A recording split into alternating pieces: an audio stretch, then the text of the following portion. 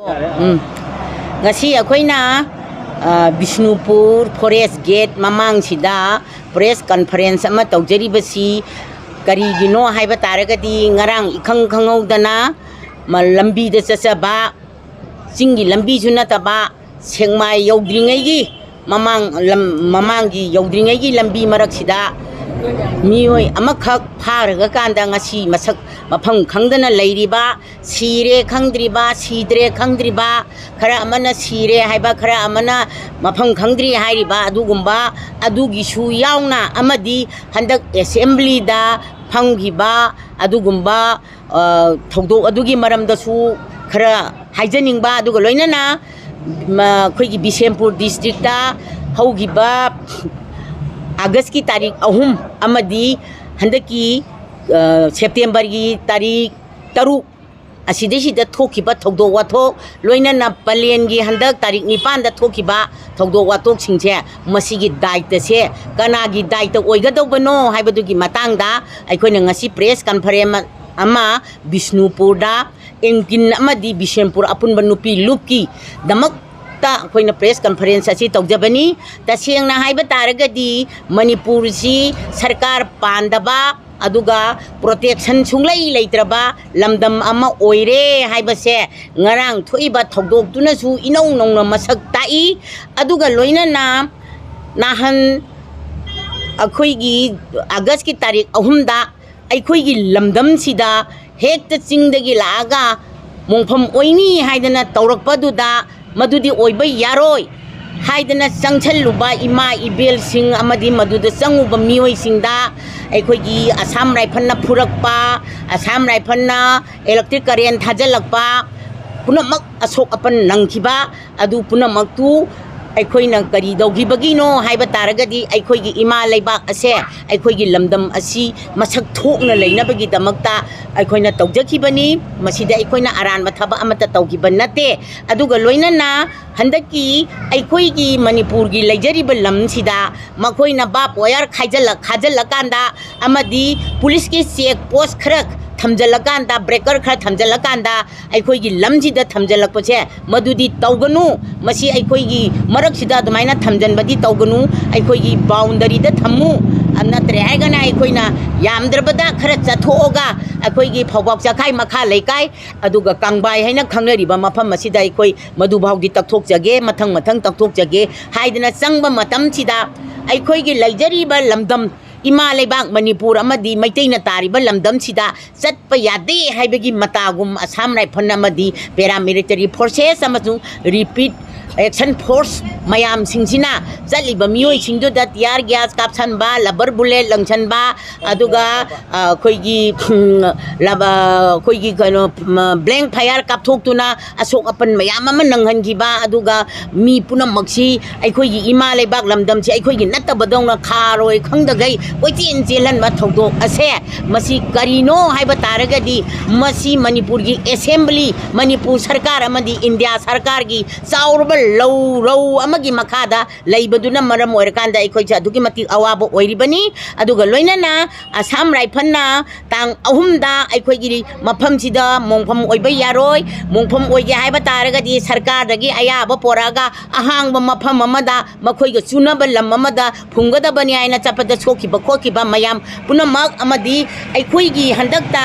पलेंदा अखोइगी लमसे सिबावबा अखोइ तक्सनगनी अखोइगी लम सिबावनी हाइदना अखोइना खजि खजि मूव तौरकपसिदा करिगिनो हाइबा तारगंदा असम राइफल अमदी पैरामिलिटरी फोर्सेस अदुगा रिपीट एक्शन फोर्सेस सिंसिना मखोइगी हेक्ता अरोइबी थादना मा तंपाक्तदी अखोइ तौगनी तंपाक्तदी लो एंड ऑर्डर सि सब चाना थंगनी सिंगददी थमद्रसु याइ हाइबगी मवंगदा तौरकपा असिदी मणिपुर सरकार से ख्वाइदगी तोलबा सरकार अमा ओइरे अमसुंग इंडिया सरकार ना नेटलगा सिजिनबा सरकार अमा ओइरे अदुना इंडिया ना असिगुम थबक सि तौगदबो ओइर ꯑꯣꯏꯔꯒꯗꯤ ꯑꯩꯈꯣꯏ ꯅꯨꯄꯤꯁꯤꯡꯅ ꯇꯨꯃꯤꯟꯅ ꯂꯩꯊꯣꯛꯏ ꯍꯥꯏꯕ ꯋꯥꯐꯝꯗꯣ ꯑꯍꯥꯟꯕꯗ ꯊꯝꯖꯔꯤ ꯂꯣꯏꯅꯅ ꯍꯟꯗꯛ ꯃꯅꯤꯄꯨꯔ ꯄꯨꯝꯕꯅ ꯑꯃꯗꯤ ꯀꯣꯀꯣꯃꯤ ꯑꯃꯗꯤ ꯊꯋꯥꯏ ꯃꯤꯔꯦꯟ ꯑꯗꯒꯤ ꯑꯩꯈꯣꯏ ꯑꯃꯀꯤꯟ ꯅꯨꯡꯀꯤꯜ ꯄꯨꯝꯅꯃꯛ ꯑꯁꯤꯗ ꯑꯩꯈꯣꯏ ꯑꯦꯁꯦꯝꯕ꯭ꯂꯤ ꯐꯝꯃꯨ ꯑꯗꯨꯒ ꯊꯕꯛ ꯂꯩꯕꯥꯛꯁꯤꯗ ꯊꯣꯛꯏꯕ ꯊꯧꯗꯣꯛ ꯋꯥꯊꯣꯛꯁꯤꯒꯤ ꯋꯥꯔꯣꯏꯁꯤꯜ ꯑꯃ ꯄꯣꯔꯛꯅꯕ ꯔꯤꯖꯣꯂꯨꯁꯟ ꯑꯃ ꯂꯧ ꯍꯥꯏꯗꯅ ꯑꯦꯁꯦꯝꯕ꯭ꯂꯤ ꯐꯝꯍꯟꯕ ꯃꯇꯝꯗ ꯃꯈꯣꯏꯅ ꯄꯨꯊꯣꯔꯛꯏꯕ ꯑꯩꯈꯣꯏꯒꯤ BJPꯒꯤ ꯄꯥꯔꯇꯤꯅ ꯄꯨꯊꯣꯔꯛꯏꯕꯁꯤꯗꯤ ꯁꯨꯝꯅꯒꯤ ꯃꯈꯣꯏꯒꯤ ꯀꯩꯅꯣꯈꯛ ꯃꯣꯏꯒꯤ ꯃꯤ ꯇꯔꯨꯛꯈꯛ ꯁꯤꯕꯗꯨꯒꯤ ꯅꯨꯡꯉꯥꯏꯇꯕ ꯐꯣꯡꯗꯣꯛꯄ ꯑꯃꯗꯤ ꯕꯤꯖꯤꯅꯦꯁꯀꯤ ꯑꯣꯏꯕ representation of business advisory committee report kaina tauba asikhak puthokpa aduga leibakta asuk yamna wariba praja asuk yamna siriba praja asuk yamna soiba praja asuk yamna leibam chabum khangdriba aduga aikhoi gi lanthum punamak mangdana loiriba lut tawbada loiriba mai chaktana loiriba loina na mafam khudingda ima iben singji aduda adu soe aduda adu mangre aduda adu akoi gi volunteer isa sing mangre phubi gre aina tawbada chatliba asigi economy mayam se masi kanana manghan bano haiba taragadi manipur sarkar amachu india government na manghan bani aduna aikoi lamdam sina manghan banate masi karamba matamda sarkar na phukat pagadori bano phukat pangamdori brang amoi dori bra khangdabada business kaina puthorak pachide koi yaningte aduga loina na aikoi na hujik puthorak pada aikoi gi kaino ki congress na pukhalak pada agendas proposed by the 5 Congress MLAs for the state of Manipur for the sake of our state but not allowed by the BJP government to discuss in the house haina hairiba pochida makoina point mari khak pukhalai point mari sida ikoina haiba Manipur gi state manungda buffer zone thambam thokte ka hairiba punamaksi masi yauri aduga loina na masai sida ikoina mathang oina pajar abada this house unanimously resolves that the territorial, administrative and financial integrity of the state of Manipur shall be preserved, protected, maintained and honored to restore peace and harmony in the state and also urge upon the union government of ensures peace in Manipur. Haibasima yaure aduga the house unanimously resolves taking into consideration that More town is a critical trade center in the East policy. The state shall ensure that it shall be a cosmopolitan town as it existed prior to 1992, where all communities can reside and conduct their business without fear. Mahum Subada, the house unanimously resolves against the use of terminology buffer zone in the present ethnic crisis, and such neutral zone must not be located in habitat areas prior to 3rd May 2023. For resolution, this house resolves to ensure Sri N. Biren Singh, Chief Minister of Manipur, for complete failure to control and maintain law and order situation, and also for destroying the principal tradition and the culture of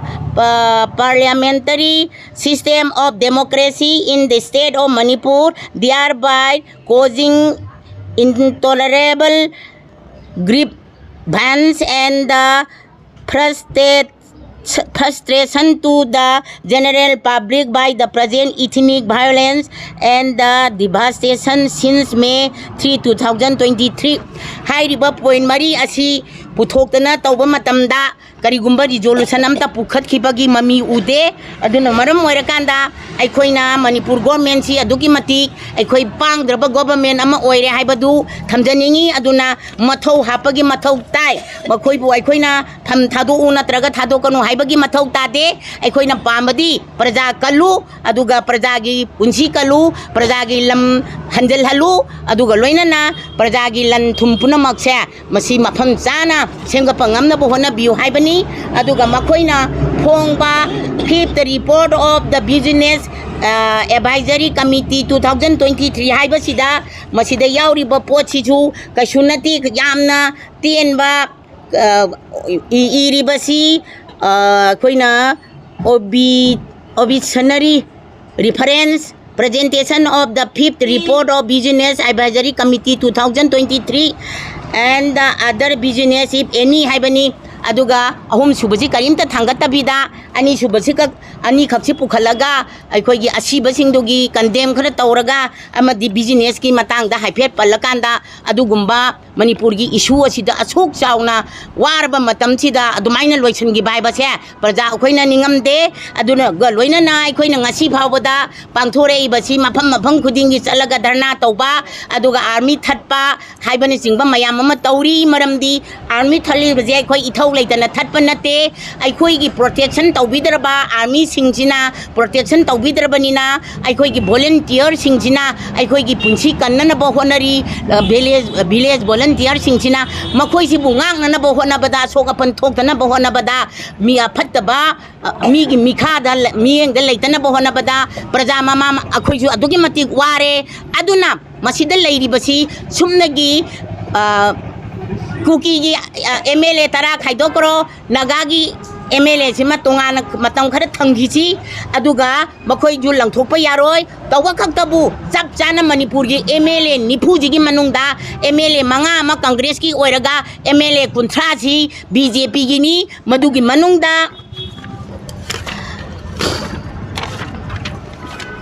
dugi manungda aina thamjaningi si kunthra manga gi manungda akoigi cabinet minister da nipani chief minister yauna aduga aikoigi speaker yauraga mapani aduidi mapan si kunthra ngade gi khaidokaraga gi kunga taruk MLA leiri